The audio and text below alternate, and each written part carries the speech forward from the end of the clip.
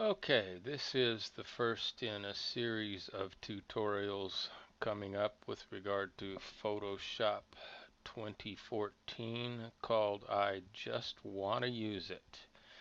And this is a quick down and dirty tutorial on how to build something out of nothing. We'll be working on a blank file and turning it into a texture that looks like leather. So the first thing you want to do is go up to your file menu in the upper left corner on your menu bar and click on that and go down to where it says new and open that up. We've already got all of our presets set up in here we're going to use for this tutorial because it's a low resolution file for the internet. We're only going to use 72 pixels per inch. If you're doing a file for yourself, you should obviously be up at a much higher resolution, generally around 300. Our width is 8, our height is 10. We're going to change our color profile to Pro Photo. Not that that matters that much, I think. We have a pre-chosen color right here that is kind of a brown that I think should work well for leather. You can choose what you want in here, white background, transparent, or other. If you choose other, you will get your color picker here, and then you can go around in here and choose whatever you want. But we already have our color, so we are going to say OK, and there we have it. There's our document. The next thing you want to do is come over into your layers panel, and you want to go down to the bottom right down here, and you want to click on create new layer. That'll bring a new blank layer in above your background layer. If you don't have your layers panel visible, you can go up here to Windows, come down here, and you'll find layers. Click on layers and it'll make it visible. Same thing for your brushes and your brush presets. If they're not visible in the way you have yours set up, you can always find them over here under Window, and then here's all of your different tools. But I already have mine set up, so there we go. So now we have a background layer and a new blank layer. The next thing we'll want to do is open up our brush panel right here, and as you can see, it's grayed out. The reason it's grayed out is because I don't have my brush active, so I can either go over here and click on this to activate my brush, or I could hit B on the keyboard as a shortcut.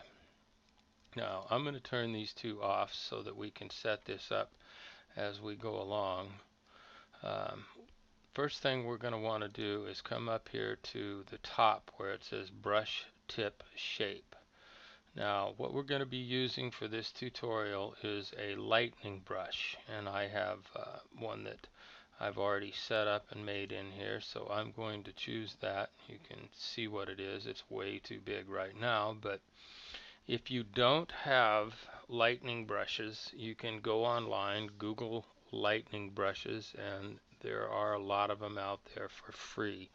So download a set and get them in your brush palette, and then you can use one of these lightning brushes. So you're going to want to choose the lightning brush. We obviously don't want to use it just like that, because if we did that, that's what we get. That's not going to work. So I'll hit Control Z to get rid of that. What we want to do is we want to build some shape into this brush. So we're going to come down here where it says Shape Dynamics. We'll click on this to make that active, and then click on the word Shape Dynamics to bring up this whole menu. And normally when you bring this up, these sliders will be all the way over here to 0. So you can see this is what your brush would look like right now. What we want to do is create a custom brush. So we want to change the size jitter so that we get different sizes as we lay that brush down. We want to change the minimum diameter. This has already been changed. We want to bring it over here to somewhere around 50, 60. It's not rocket science. We want to add a little bit of angle jitter in them. See if you look down here how when you add that angle jitter they turn all around. So I'd say around probably 25% or so is good for that, and then probably about 5 or so percent on roundness. And then come up here to scattering. Just click on the word, it'll check the box too. And you want to make sure that both axes is checked like it is here. You want to move your scattering over somewhere around where I've got it. You can see what it does. Around 242, something like that. It's not rocket science. It's just whatever you looks good to you. You also change your count just a little bit. I think I like around 2. So that's good for our brush settings. The last thing that we would have to do is reduce the size because it's way too high. It's much too large. So if we go back up to brush tip, we can bring it down here. We want to be somewhere around 250, I would say. Yeah, that'll give us a reasonable brush. So once we've got all that done, we can just click those arrows and close that out. By the way, if you right mouse click, you bring that window back up on your screen and you can change your brush size right here. Okay, you can also go up here and change it here. Or there's a way to change it right on the screen with your mouse and a modifier key, which I'll tell you about later. Now you want to make sure your colors over here, right over here, are defaulted to black and white.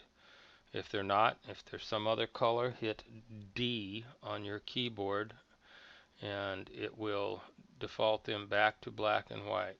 For instance, if I had those two colors, if I come over here and I hit D, I go back to black and white. So now we've got everything set up. We want to make sure we're on our new blank layer above our background layer.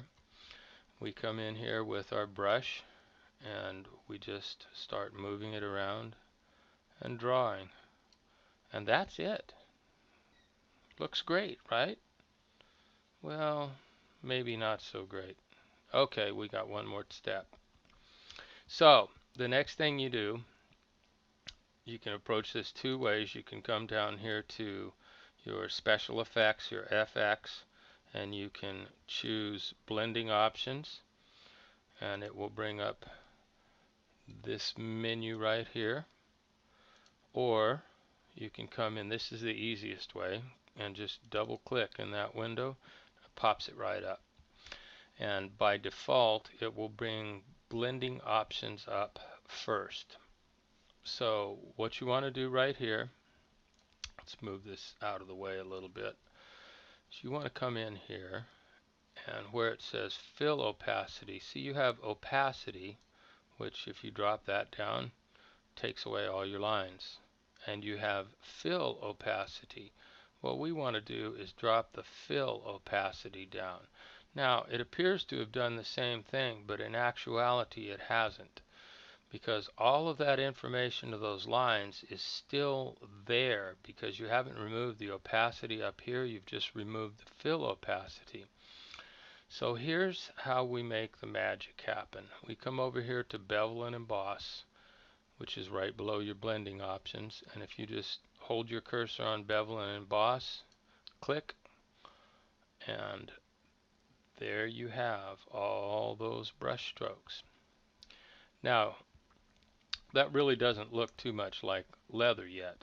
It looks like a bunch of lines on the paper, and if that's what you wanted, that would be kind of cool, but it's not quite where we want to be. So right here we have the direction. It's up or down, and that's the direction of these little lightning strokes that we painted on here. Right now they're raised on the paper. If we click this down arrow, look what happens. Now all of a sudden it begins to take on a texture. because the light is shining across that so that it makes it appear to be recessed. So that actually doesn't look bad, but we can size this, we can soften it, we can change the depth of it if we really want to look like dragon skin or something. Um, but I think what I'm going to do is go with something kind of subtle, just about like that. These are also some options that you could play with. You could choose a pillow emboss. You can see how that changes things. Obviously, when you change all of these other settings, that will change too. We're going to just stay with emboss for what we're doing, and we're going to stay with smooth.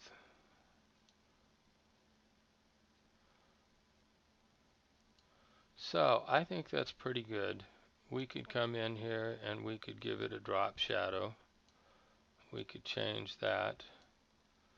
We could change the contour. Maybe that looks like an old book, old leather.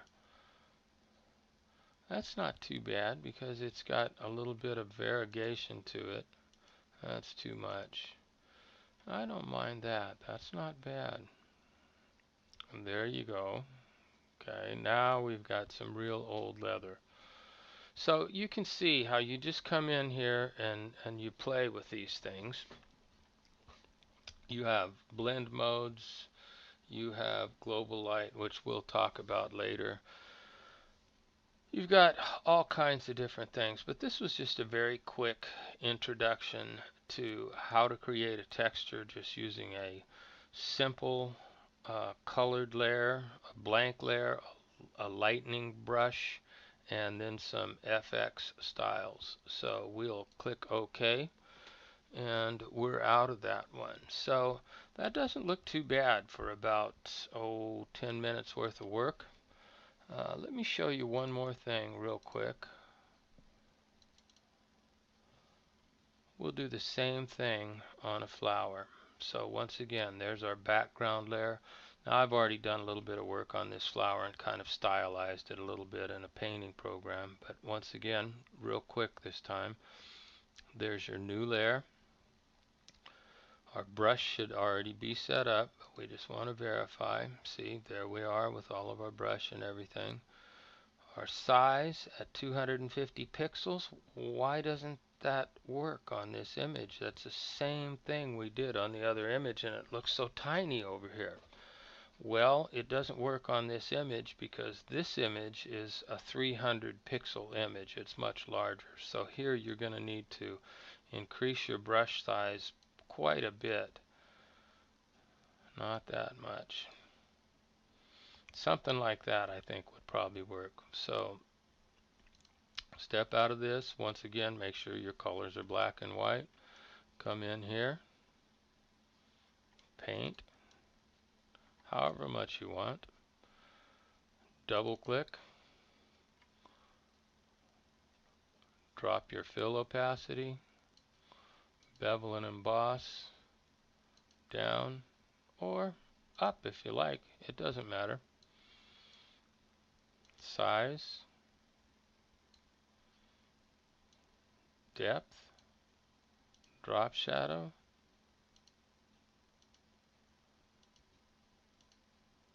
whatever you want to do. I don't happen to like the drop shadow on there. My contour I could put in maybe and live with. Nah, I don't really care for the contour either, but you get the idea. You can come in here, you can create textures, you can play with them. I could come in here with the bevel and emboss, and now if I wanted to go back up to my blending options, I could decrease the opacity if I didn't like how much of that texture was showing through. So can you see what we're doing right there? I could change the blend mode to, it's not going to matter on this one. Okay. If I had another layer, it'd make a difference, but So that just gives you a rough idea, gives you something to play around with. So a couple different